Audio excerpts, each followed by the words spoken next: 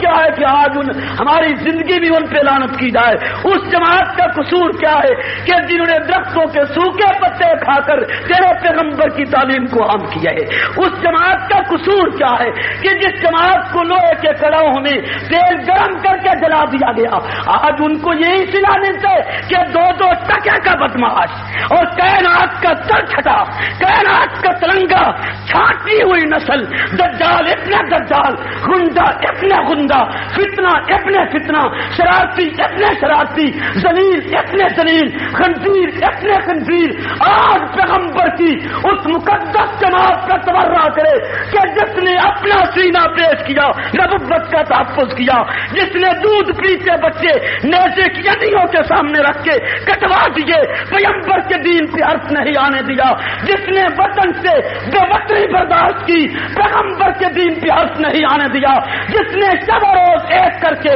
خاتم الانبیاء کے دین کو قرۂ ارض پہ پھیلایا، آخر ان کا جرم کیا ہے کہ ان کو چرسی تبرہ کرے اور تو اس کو بھائی بنا کے گلے لگا لے؟ نیک سوچ پر، نیک سمجھ پر، نیک فکر پر ایک بار نہیں 1000 بار لعنت بھیجتا ہوں۔